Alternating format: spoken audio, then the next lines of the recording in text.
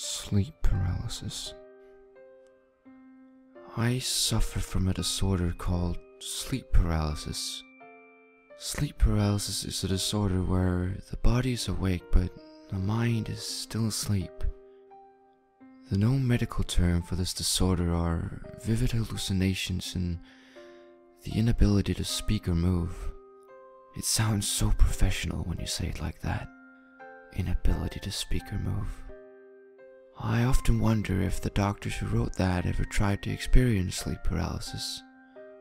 'Cause it is so much more than just the inability to speak or move. It's real.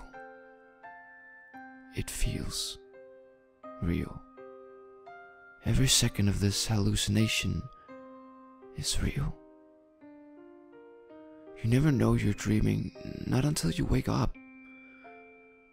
My worst nightmare is to never wake up.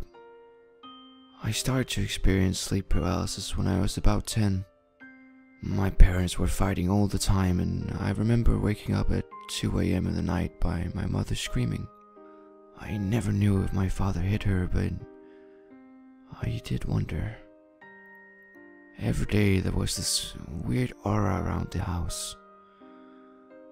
Like everything had to be sad or aggressive. It was like this for years. So in other words, I was pretty much terrified at night.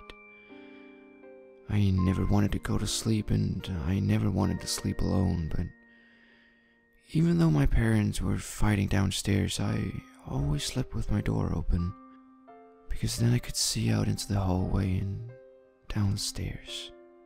Now this may seem weird for you that I needed to see the hallway and the stairs, but I really needed to. My bedroom was on the first floor. My door led out to the hallway, and right across from my door was the bathroom. I liked my room. I had a closet with Harry Potter posters on it and a table with a computer. I liked moving things around, made the room feel new every time. But my bed was never moved. Ever. My bed was at the top left corner of my room. I had a lamp that stuck out from the wall and a nice little nightstand beside it.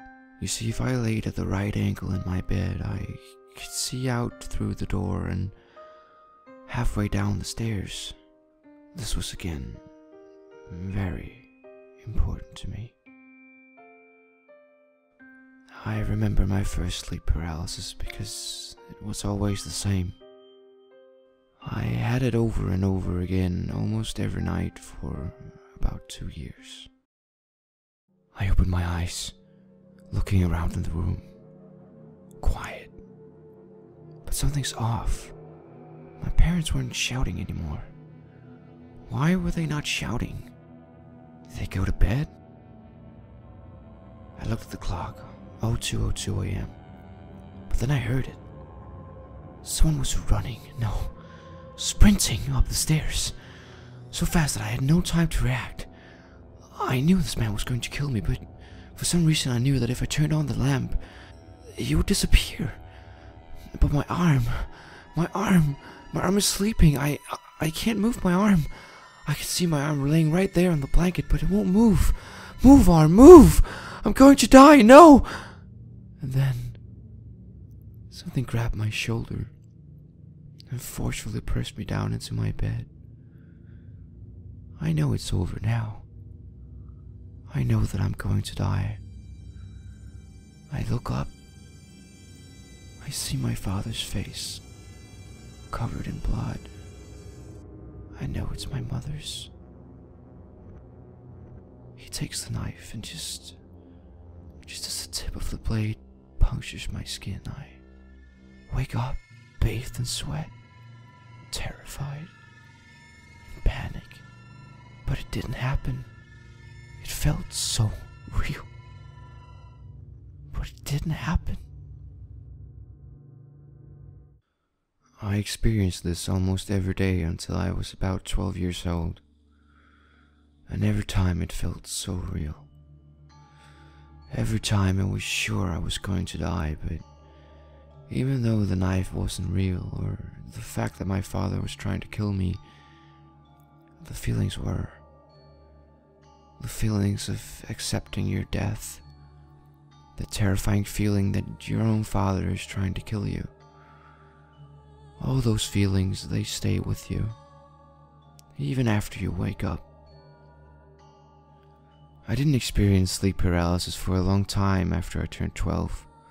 I don't know if it was because my mother and my father started to work on their relationship, or if I just got older and my mind was different because of all the hormones. I didn't experience them until a week ago, 2 weeks after my 18th birthday. I now lived in the basement. I had a TV right in front of my bed, and my bed is, funny enough, also in the top left corner of my new bedroom. I opened my eyes. I thought I heard a sound, but it was dead quiet in the room. I closed my eyes again, trying to go back to sleep, but then my TV turned on. You know that static screen with a loud sound that makes you want to rip your ears off? I opened my eyes, looked straight into the static screen on my television. The static felt kind of soothing. I felt like I could just look at it forever. But then the image changed. I was now looking at a room. I felt like I knew this room. There was a bed with a lamp next to it. There was a table with a computer and a closet with Harry Potter posters on it. I was looking at my old room. It was dark, so it was difficult to see, but I was certain that this was my old room. I didn't question why my old room was shown on my TV. I just stared at it. The hairs on my arms started to rise as I noticed someone was in the bed.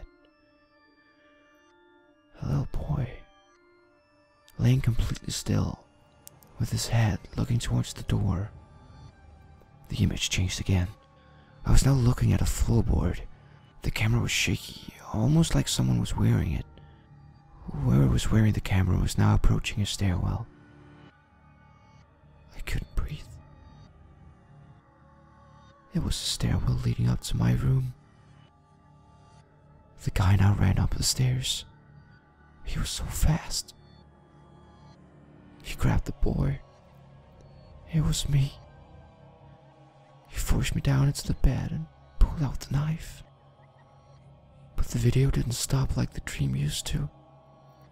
I was laying there in my bed, looking at my TV, watching as the blade sunk all the way down into my stomach, and then the video stopped. The door to my room slowly opened. I turned my head, and there he was, my father, soaked in blood, with a knife in his hand, looking at me with a crooked smile. I wanted to cry for help, but it was like my throat was as dry as sand. I couldn't speak. I couldn't move. I could just watch as the knife slowly punctured my skin. But then I woke up again, drenched in sweat, trembling with fear just like I did every night 6 years ago.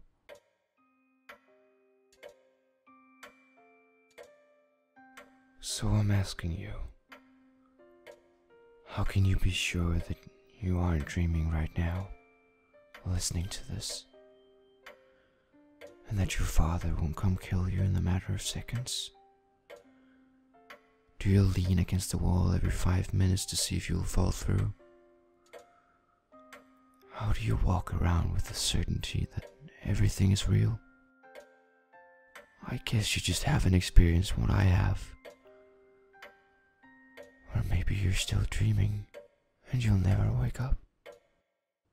Watch the door. Your father may come through every second now.